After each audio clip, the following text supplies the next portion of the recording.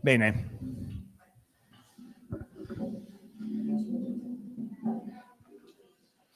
Buonasera, benvenuti a tutti. Magari se aggiungiamo qualche sedia, grazie, che così.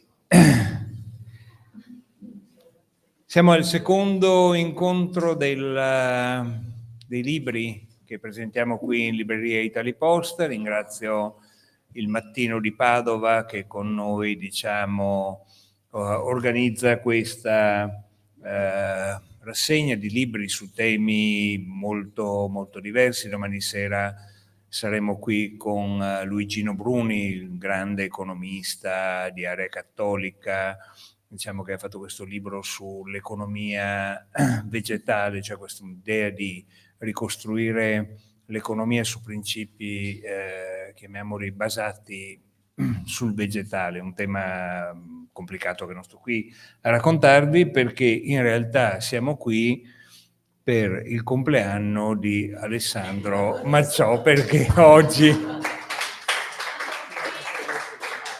è il giorno del suo compleanno. Alessandro Macciò è autore di questo libro, L'evoluzione del distretto del mobile, il caso Arblù, con prefazione di Isidoro Gottardo, di cui non posso parlarvi bene perché noi siamo anche gli editori con Post Editori.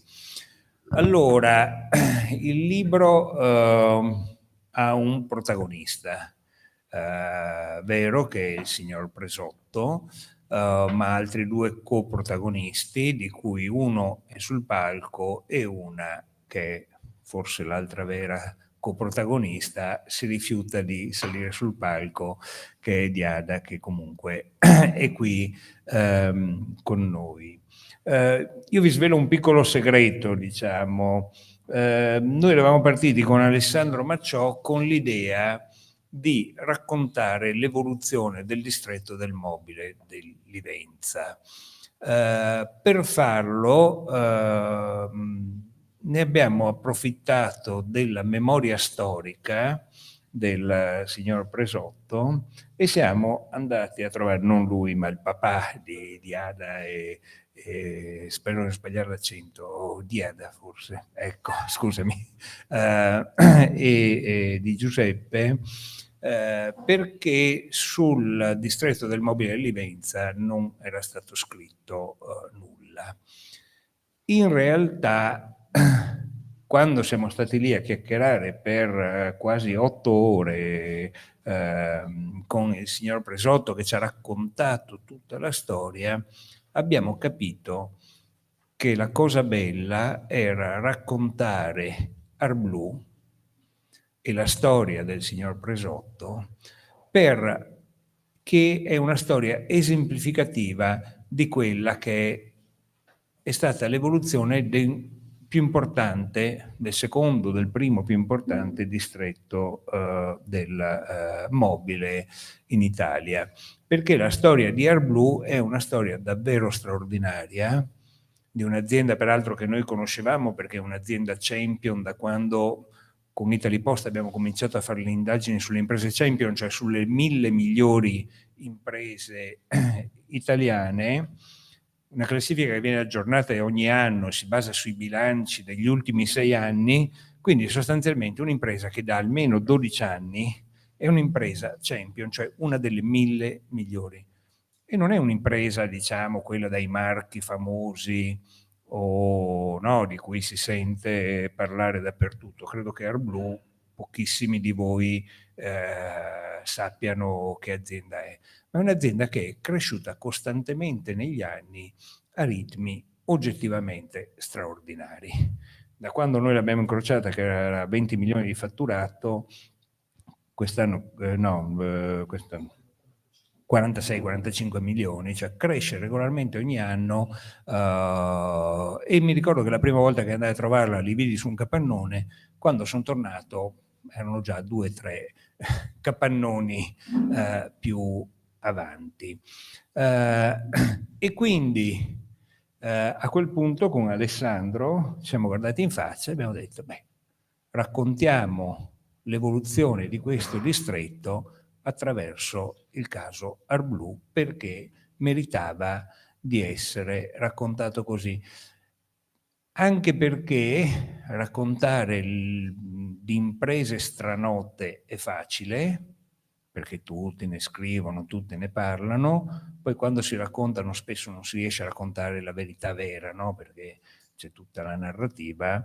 In questo caso sono imprese di un territorio che è abituato ad essere genuino, schietto, a volte di pochissime parole, come è il papà di Giuseppe e di Ada. No, lo sbaglierò sempre l'accento.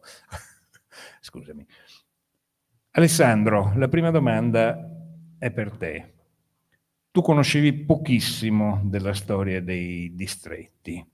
Intanto, se vuoi ripercorrerci come hai costruito il libro, dove sei partito, eccetera, e poi che cosa ti ha colpito nel racconto di Arblù e di questa storia. Sì, buonasera a tutte e a tutti, benvenuti. Allora, da dove sono partito? Sono partito dal primo distretto del mobile italiano, che non è quello del Livenza a livello cronologico, ma è quello della Brianza. Cioè la Brianza è famosa nel mondo proprio per essere una zona di grandi produttori di legno arredo, di mobili per varie stanze della casa. Diciamo che è un distretto che si sviluppa in forma molto embrionale dagli anni 50 del 1800, subisce ovviamente diverse trasformazioni, conosce la fase del boom nel dopoguerra, nel secondo dopoguerra, quando come dire, si assiste anche alla nascita di una figura molto particolare che è quella del Bauscia. Noi adesso, diciamo, il termine Bauscia è entrato un po' nel linguaggio comune per designare chi proviene dalla zona di Milano. Lì era indicato in maniera molto specifica per designare tra virgolette, gli accalappia clienti. C'erano delle figure che erano proprio deputate a fermare per strada i passanti e invitarli a entrare nei loro negozi per acquistare i mobili di cui potevano aver bisogno. Mi è stato interessante anche da un punto di vista, tra virgolette, storiografico, scoprire queste curiosità.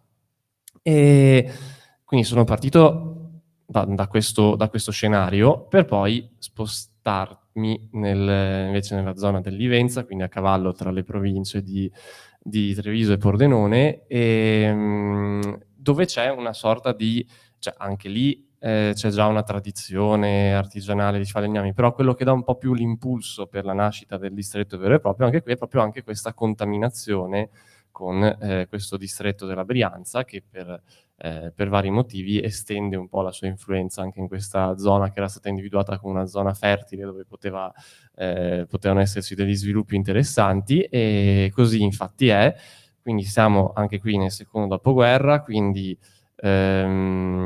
fase di ricostruzione post-bellica, quindi grande domanda di mobili, di arredi per tutte le case che insomma avevano subito, cioè per le famiglie che volevano così arredare una nuova casa dopo le difficoltà della guerra, e da lì insomma abbiamo ricostruito le varie trasformazioni. Forse la cosa che mi ha, appunto, da non esperto del tema distretti, un dettaglio che mi ha colpito e mi ha fatto capire l'importanza di formare questa rete tra imprese che operano in settori affini, era proprio una dichiarazione che riporto nel libro, in cui si dice che se un'impresa è in difficoltà, ma diciamo, si trova all'interno del distretto, è facile che qualcuno la rilevi, perché ha interesse a rilevarla, perché diciamo per una logica di vicinato, tra virgolette. Se invece si trova anche solo 40-50 chilometri al di fuori di questo perimetro, è facile che invece questa impresa sia destinata all'estinzione, perché non ci sarà perché è un po' un corpo estraneo rispetto a questo insieme condiviso di imprese, e quindi è destinata a soccombere, tra virgolette. Ecco, tu hai parlato a lungo col signor Presotto, cioè nel senso che tu hai parlato, lui parlava molto, molto meno. Io l'ho trovato, come dire, una di quelle persone schiettamente genuine, tipiche di questo territorio, poche parole e tanti fatti. Qual è la caratteristica che tu hai notato, diciamo, è un'altra generazione di imprenditori, cioè la comunicazione all'epoca, come dire, non esisteva, si vendeva sul passaparola, credo, ma questo poi lo chiederemo a loro. La forza di un imprenditore così, dove stava? Cioè, come si costruisce una grande impresa, diciamo, del settore spendendo così poche parole? Allora, poche parole, ma da quel che ho potuto capire, sia parlando di persona che insomma, dai racconti che mi sono stati riferiti anche dai figli, persona molto empatica. Quindi una persona che ci teneva e ci tiene a mettere a loro agio i dipendenti, ad abbattere il più possibile quella distanza che si crea di solito tra dirigente e dipendente, operaio, impiegato, e appunto magari poche parole ma tanto ascolto. E sicuramente l'ascolto è una dote che può aiutare a far crescere un'impresa, in questo caso, comunque a creare un ambiente di lavoro positivo. E poi appunto poche parole ma veramente tanti fatti, perché insomma colpisce veramente l'operosità sia del signor Pier Giorgio Presotto che anche di altri imprenditori che magari sono citati nel libro. Ci sono racconti veramente di persone che dichiarano di aver lavorato 13-14 ore al giorno per anni, anche il sabato, la domenica, perché c'era questa voglia un po' condivisa, probabilmente appunto negli anni del boom, negli anni 50, 60, in cui la gente usciva dalla povertà, voleva emanciparsi, voleva costruire qualcosa di bello, anche di prospero magari, emerge proprio questa attitudine molto forte. Allora Giuseppe, passiamo a te. Adesso Alessandro raccontava di questa cosa delle tante ore di lavoro. A me ha colpito molto quella battuta che vostro padre ha fatto. A un certo punto lui era dipendente di un'azienda, era il capo officina, come si chiama, di un'azienda, e poi a 40 anni, se non ricordo male, decide di fondare un'impresa. E allora gli abbiamo chiesto, ma perché a 40 anni decide di fondare un'impresa? La risposta sua è stata: perché ero stufo di lavorare tutte le domeniche. Allora noi gli abbiamo chiesto quante domeniche non ha lavorato dopo che è diventato imprenditore. La risposta è stata: ho continuato a lavorare tutte le domeniche, con la differenza però che questa volta era per me, per la mia famiglia. Una generazione che ha basato e ha costruito sul lavoro. Non che adesso chi fa impresa lavori molto meno, diciamo. Ma qual è la differenza, diciamo, tra quella generazione e quella tua e di tua sorella? Intanto buonasera a tutti e grazie per l'invito e grazie di essere venuti. C'è una precisazione: in realtà lavorava solo la domenica mattina. La domenica pomeriggio pare di no. E diciamo che questo riporta un po' alcune conversazioni fatte con mio papà, E lui sente, avendo vissuto comunque diciamo due passaggi, la sua vita di prima e quella di adesso, sente di dire che tutto sommato quando si lavorava di più forse si era anche più tranquilli, cioè in effetti è cambiato il modo di lavorare, anche diciamo, la durata delle ore lavorative, ma l'intensità del lavoro oggi, a detta sua, è molto più alta, cioè ci sono molti più problemi e molte più questioni che devono essere risolti, o anche opportunità risolte in un tempo più breve. Quindi meno fatica fisica probabilmente, ma molto più stress e molta più fatica intellettuale, chiamiamola così. Quindi, sempre riportando le voci di mio papà, non è detto che oggi si lavori meno, forse oggi si lavora in maniera diversa rispetto agli anni 60, agli anni 70. Mi riprendo un attimo anche a quello che hai detto prima, Alessandro. Trovo, quando si è parlato di distanza sociale, che non c'era una distanza sociale tra il titolare d'impresa e l'operaio, cioè si lavorava tutti, non c'era proprio differenza, tutti lavoravano per la stessa missione e poi alla sera, quando finivano, non erano i tempi, quando finivano poi si trovavano tutti quanti al bar o la domenica a messa o a giocare a carte, insomma. Quindi uno degli aspetti importanti è proprio la non distanza sociale tra l'imprenditore e il dipendente. Ecco, quando noi parliamo nel titolo, voi parlate insomma dell'evoluzione del distretto, raccontiamo appunto la storia di AirBlue perché è anche un caso particolare, cioè nel senso che AirBlue non nasce come industria del mobile, e non so se adesso si possa definire un'industria del mobile. Vuoi raccontarci l'evoluzione di AirBlue e diciamo il perché AirBlue riesce, come dire, a attraversare fasi complicatissime come quelle della crisi del 2008, che ha visto una moria di aziende del settore straordinaria, riesce a superare quella fase e a crescere fino ai livelli in cui siete cresciuti fino ad oggi, ma se andate avanti a questo ritmo probabilmente fra 5-6 anni ci troviamo a ragionare di un'impresa che sarà il doppio di quella che è adesso. Sì, 5-6 anni, questo è proprio il nostro target che ci siamo dati, cioè raddoppiare il fatturato nel giro di 5 anni, quindi sei azzeccato. Speriamo di farcela. E dunque AirBlue in effetti non nasce come azienda produttrice di mobili, ma nasce, ed è a tutt'oggi, un'azienda produttrice di box doccia. Nasce 30 anni fa.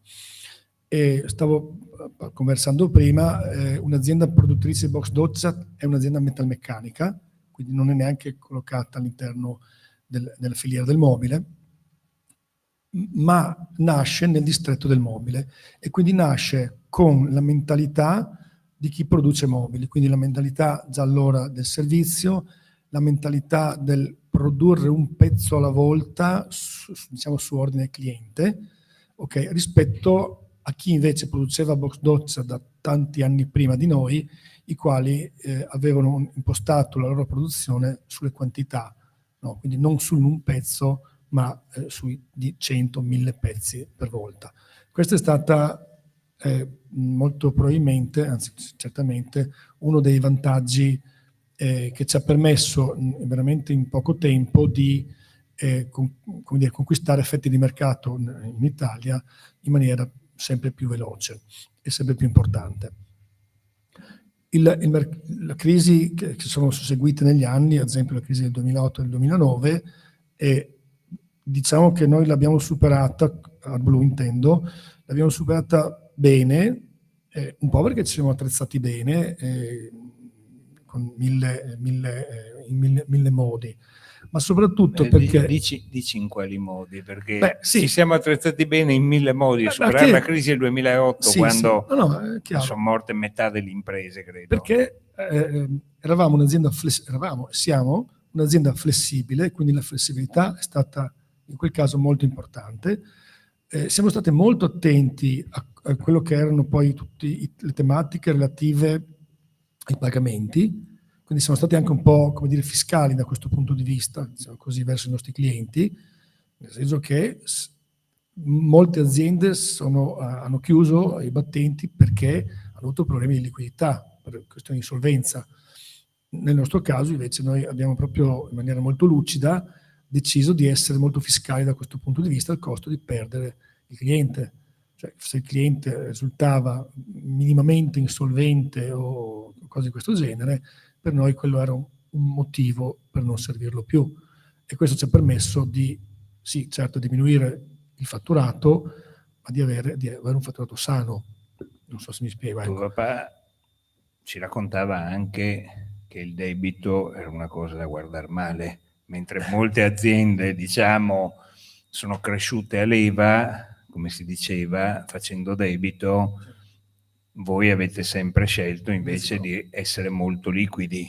Sì, sì, la nostra azienda tutt'oggi insomma lavora con i mezzi propri, assolutamente sì.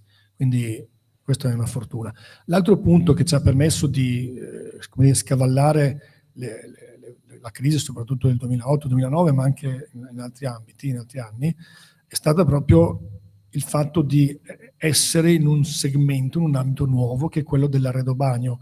L'arredo bagno comunque si è sviluppato solo recentemente. Negli anni 70, anni 60, la stanza da bagno era una stanza tutto sommato da non mostrare, era una stanza di servizio, quasi una vergogna. Ecco. Dagli anni 80 in poi, 80, 90, 2000, compagnia cantante, la stanza da bagno si è molto evoluta, dapprima appunto con il box doccia, poi col mobile per bagno, poi con il termoarredi, proprio è cambiata radicalmente, tant'è che è diventata oggi, da alcuni anni, è diventata una delle due stanze più importanti della casa. C'è la cucina e poi c'è la stanza da bagno, appunto, dove è cambiato anche il rapporto della persona nei confronti della cura del benessere, quindi della stanza. La stanza da bagno è un posto dove si è in privato, dove si cura il proprio corpo. Questo negli anni 60 non succedeva. Questo ci ha permesso, come dire, di avere un vantaggio rispetto magari ad altri settori più maturi, sì, che hanno sentito un po' di più. Tante le aziende che avranno visto questa evoluzione. Perché voi vincete e altre non vincono? Perché noi siamo stati in quel periodo più flessibili, e questa è la verità, per il servizio.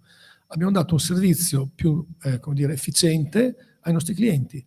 Le consegne erano consegne più veloci, questo era un fatto importante. Il rapporto qualità-prezzo è un rapporto molto simile agli altri, non è che avessimo un prodotto o abbiamo un prodotto più economico, assolutamente un prezzo centrato.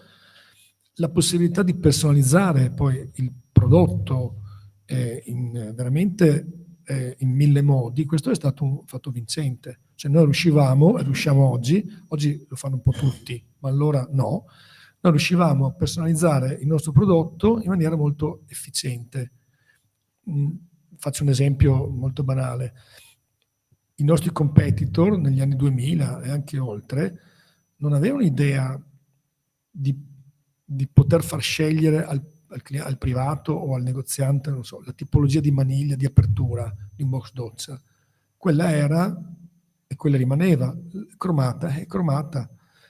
Noi, ad esempio, riuscivamo a dire puoi scegliere tra questo tipo di maniglia, quest'altra ancora, secondo le tue esigenze e anche il gusto estetico. In più poteva essere anche verniciata di un colore piuttosto che di un altro, oppure cromata.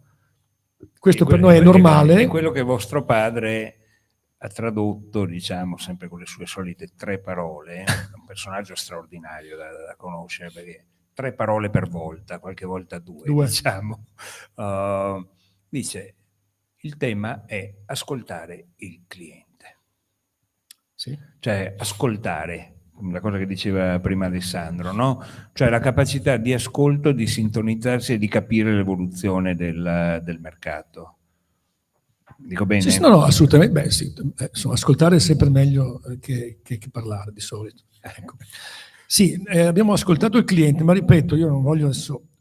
In effetti siamo stati agevolati proprio, ritornando al concetto del distretto, perché eravamo vivevamo in un distretto dove questo tema della flessibilità nella parte mobile era già stato, del mobile inteso come mobile, era già stato affrontato. Quindi per noi che venivamo da quell'ambito era normale riuscire a dare 3 opzioni di vetro, no? Vuoi un vetro trasparente oppure vuoi un vetro serigrafato con questa serigrafia oppure con l'altra? Per noi questa cosa era totalmente normale, mentre per tutti i nostri competitor, e poi dico un'altra cosa, questo non lo era.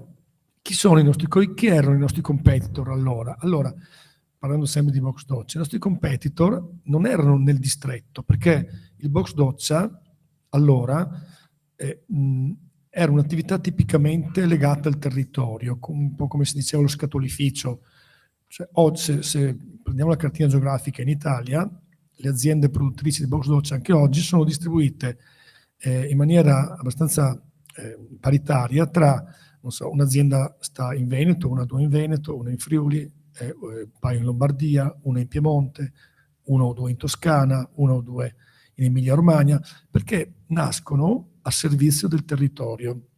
Sì, il valore aggiunto è talmente basso, il costo, diciamo, è talmente basso che portarlo con un camion dal Veneto alla Lombardia aumentava troppo il costo e ti mandava fuori mercato. Questa è la sostanza. Sì, e quindi probabilmente non vivendo in un territorio dove, voglio dire, per noi produrre un vetro con una foratura diversa dall'altra, quindi perché doveva alloggiare una maniglia piuttosto che un'altra, è semplice. Perché è semplice?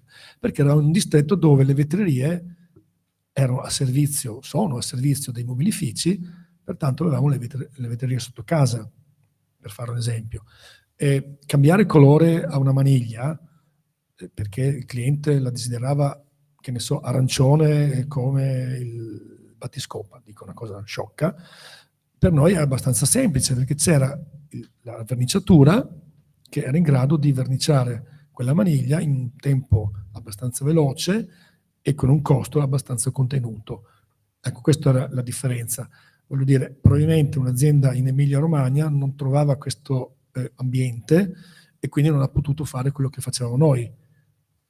Ecco, allora veniamo a un punto che poi apriamo la discussione, diciamo, con il professor Giovanni Costa. Quanto è stato importante per voi essere in un contesto che noi chiamiamo distrettuale, cioè in un territorio dove tante piccole imprese in qualche maniera collaboravano, scambiavano competenze, eccetera. Cioè sarebbe stata possibile la vostra crescita fino a qui, poi quella sul futuro probabilmente cambia il paradigma, diciamo, se non fosse stato dentro un contesto che chiamiamo distrettuale? Io credo di no. Credo che la fortuna di un'azienda sia dovuta a molti fattori, quindi la crescita dell'azienda, tra cui anche quella, nel nostro caso, di essere presenti, come dicevo prima, in un distretto affine al campo del box doccia. Apro e chiudo una parentesi, tra l'altro poi negli anni noi abbiamo implementato la nostra offerta e oggi produciamo box doccia, ma anche mobili per bagno, piatti doccia e anche termoarredi, per cui la nostra azienda ha un'offerta oggi molto, molto ampia e molto profonda in quello che è la stanza da bagno. Se noi non fossimo stati inseriti nel distretto del mobile, in questo caso, molto probabilmente non avremmo potuto essere così performanti, ad esempio in questi momenti di crisi, e poter reagire in questa maniera che ci ha permesso di stare e di superare i nostri competitor, che magari avevano un bagaglio di conoscenza specifica del box doccia molto più ampio di noi. Poi l'abbiamo imparato, anche quello, e li abbiamo superati. Però inizialmente, oggettivamente, i nostri competitor, diciamo più datati, avevano delle conoscenze molto più approfondite delle nostre. Professor Costa, il professor Costa conoscete tutti, credo che sia totalmente inutile che ve lo presenti, diciamo. Discutiamo spesso di questi argomenti e sui temi del distretto ogni tanto discutiamo.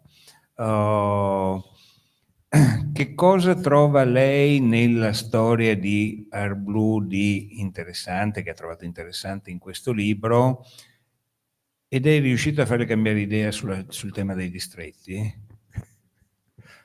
No, invece ho trovato una conferma che non è il distretto che alimenta l'impresa, ma è l'impresa di successo che alimenta il distretto.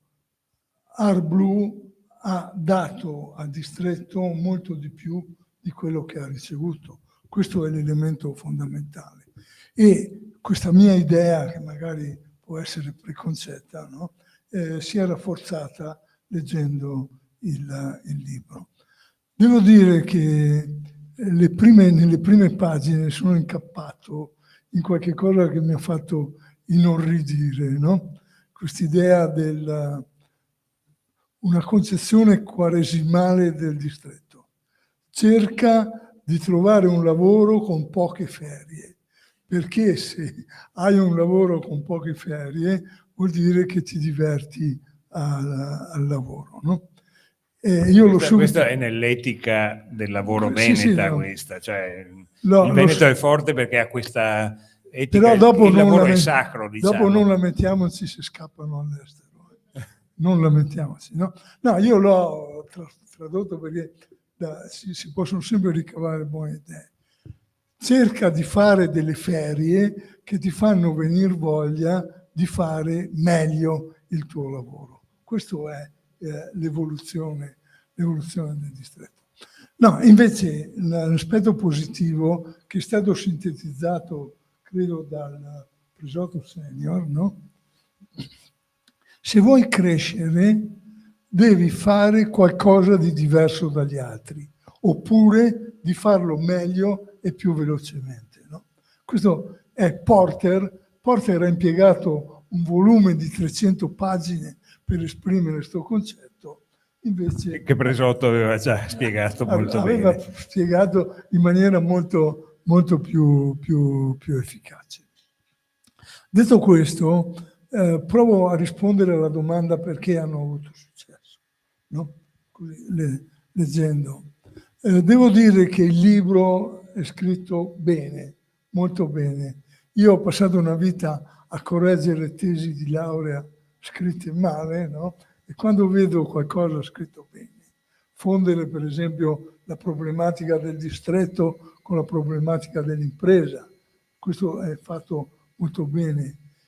Mettere tutti i numeri necessari senza però rendere la lettura respingente. Quindi da questo punto di vista io mi sono fatto quest'idea di perché hanno avuto successo. Prima cosa. Beh, oltre alla catena corta decisionale che è tipica delle aziende familiari, per cui non c'è qualcuno che pensa al cliente, al marketing, e un altro dice, oh, come potrò produrre questa roba? Il prodotto nasce unitariamente e questo è un elemento importante. Comunque il primo elemento è la visione. Questa azienda, non solo nel suo fondatore, ma proprio nel DNA di tutta l'azienda, ha visione. Cosa vuol dire visione? Visione vuol dire la capacità di valorizzare il passato, attualizzandolo e proiettandolo nel futuro. Questa è la forza della cultura e nell'azienda lo si vede in molte manifestazioni anche. Il secondo fattore di successo è la passione, no? Le aziende managerizzate si scontrano col fatto, no, che il manager, no, non posso citare per completo, comunque il manager che ha studiato la Bocconi, cito Toscani, in mezzo c'è un'altra parola, no? Non riesce a mettere la passione, l'amore per il prodotto e trasferire questa cosa in tutta l'azienda. Questo è un forte elemento del successo di questa impresa, no? E quando si parla nel testo, no, tra virgolette, dell'evoluzione, eccetera, eccetera, o il Presotto Senior, Junior, o la componente femminile, no? Si vede che c'è questa passione per il prodotto.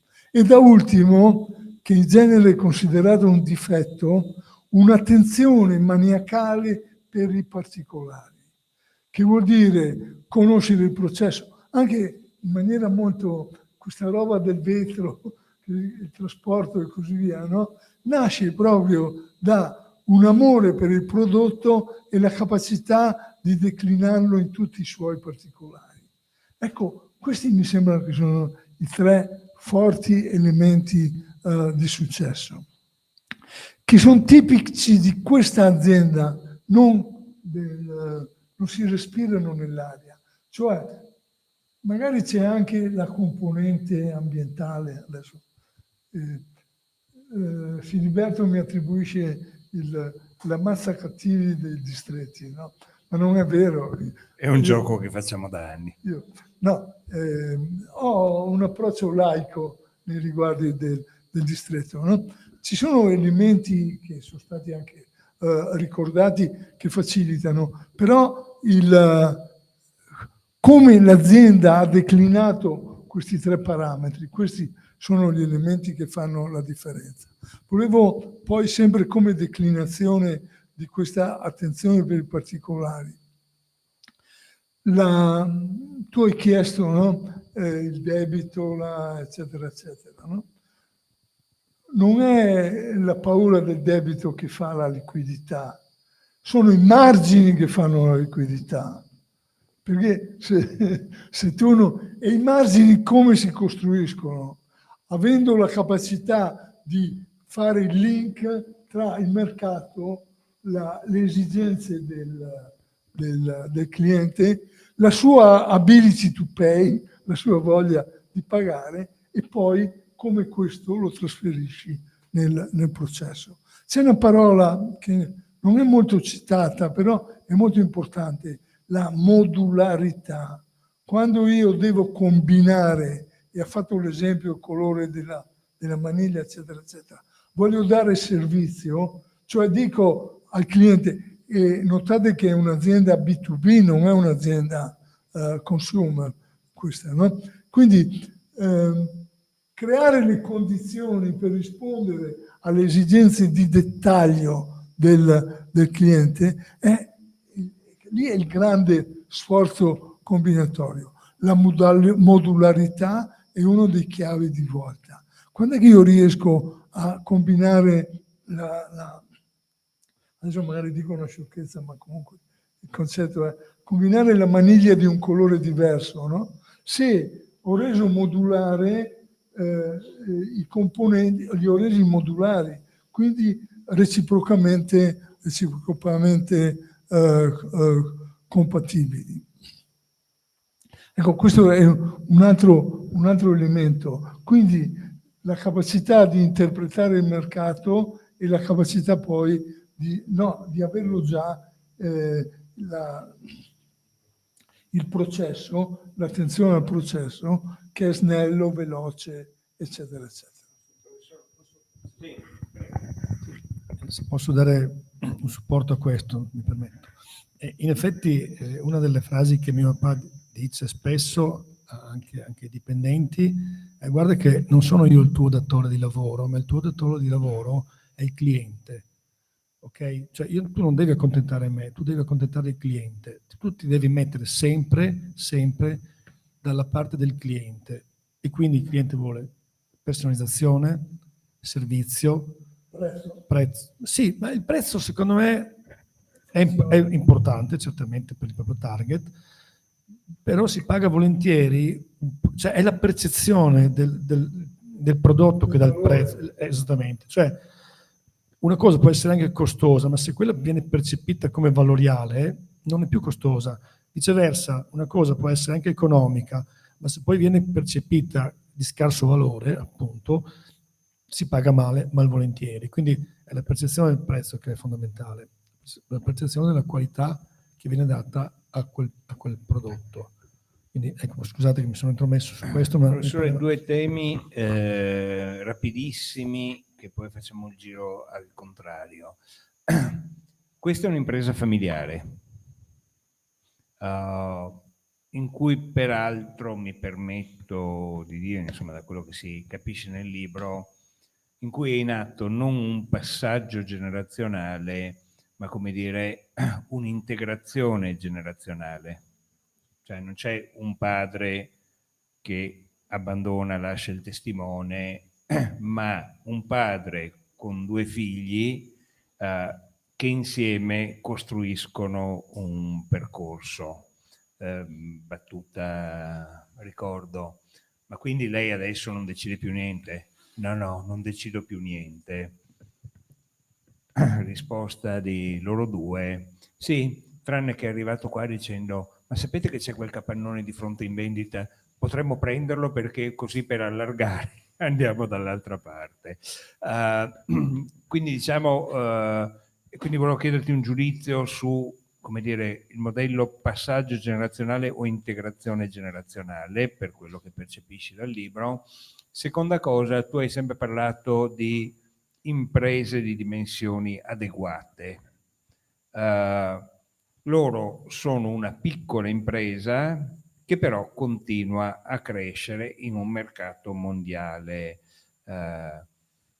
Qual è la dimensione adeguata per un'impresa di questo tipo da qui ai prossimi anni?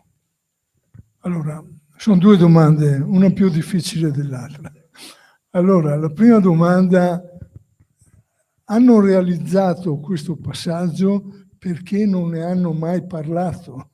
Uno dei grandi problemi del passaggio generazionale è quando si dice: oh, mio Dio, devo fare il passaggio generazionale.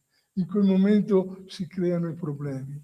Mi pare che, credo, almeno da quello che ho intuito, sia avvenuto in maniera fisiologica, anche cogliendo le vocazioni dei due figli che hanno trovato la loro collocazione, almeno così, e quindi non drammatizzare il problema del passaggio generazionale. Quello della dimensione, a un certo punto Giuseppe fa delle osservazioni. State attenti, verso la fine del libro, no? State attenti che lo scenario alla fine resteranno in 2 o 3 grandi player, no? E quindi lì bisognerà vedere come convivere, no?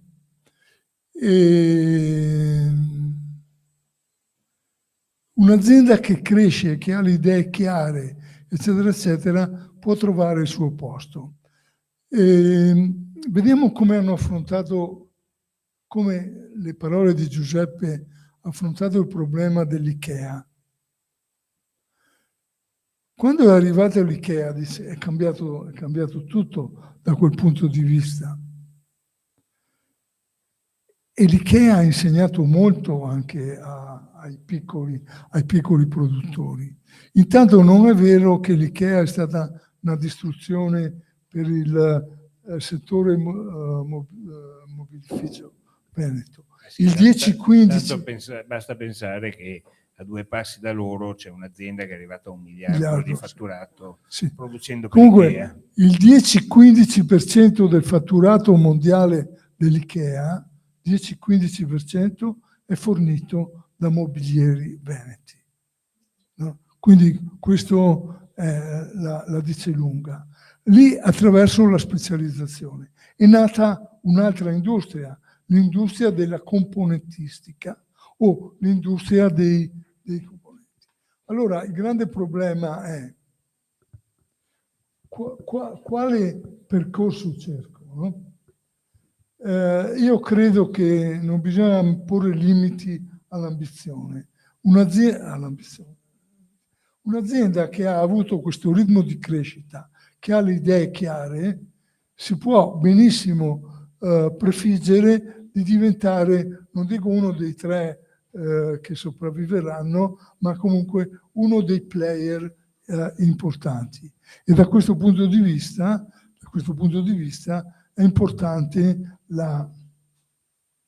ancora che venga fuori la visione aggiornata a questo scenario che Giuseppe ha delineato con grande chiarezza nelle parole che ha dedicato al libro. Finora, per rispondere alla tua domanda, finora hanno sicuramente la dimensione adeguata, ma soprattutto hanno lo slancio adeguato, che è dato dalle 3 parole chiave che ho tirato fuori, ma anche dalla capacità di cogliere i cambiamenti.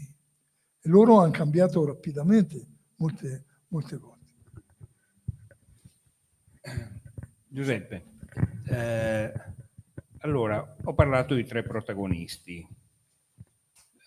Uno ha parlato alla presentazione del libro che abbiamo fatto il 30 luglio, una non vuole parlare e quindi chiedo a te di raccontare come si governa un'azienda in 3, di cui appunto 2 figli, e quali sono le difficoltà, cioè come dire, gli arricchimenti reciproci tra te e tua sorella e le difficoltà, perché immagino che ci saranno anche discussioni e difficoltà, e come si superano. Domanda difficile. Allora, diciamo che ci devono essere anche, soprattutto, dei presupposti caratteriali, ok? E quindi evidentemente ci troviamo nelle condizioni caratterialmente di essere complementari. Poi c'è da dire anche che partiamo da mio padre comunque, come è stato anche detto qui, insomma, ha lasciato veramente a noi il testimone, facendo quasi, come dire, essendo quasi una figura alla fine istituzionale, nel senso che lui è presente in azienda, tutt'oggi un po' meno a causa dell'età, insomma, ma è presente in azienda, è una persona che si tiene informata, conosce ancora bene a memoria, cioè di testa, i numeri, quindi lui guarda molto i numeri, però ci ha lasciato, come dire, prendere le nostre decisioni, no? Finché sin da quando siamo entrati in azienda, diciamo che ci ha lasciato spazio e libertà d'azione.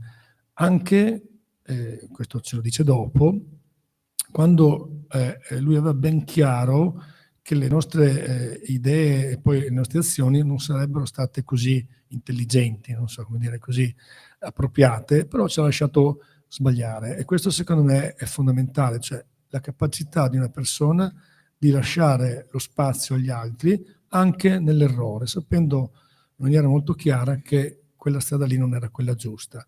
Questo credo sia il primo requisito. Poi c'è da dire che tra me e mia sorella comunque facciamo anche due, anche per carattere, ma proprio ci siamo, come dire, divisi i compiti, e quindi la divisione dei compiti ha permesso anche, come dire, di limitare come dire, il numero delle frizioni, degli attriti, che è chiaro che ci possono essere.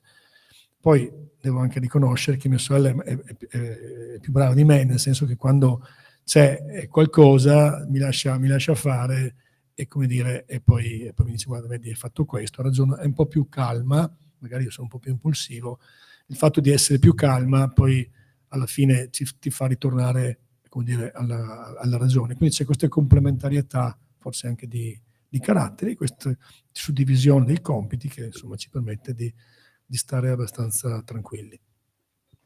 Bene, Alessandro, si è parlato e si è detto che una delle grandi caratteristiche importanti di quando si fa qualcosa è di farlo per i propri clienti, diciamo, nel caso di un'impresa, perché scrive un libro per i propri, o per chi fa un giornale, per i propri lettori.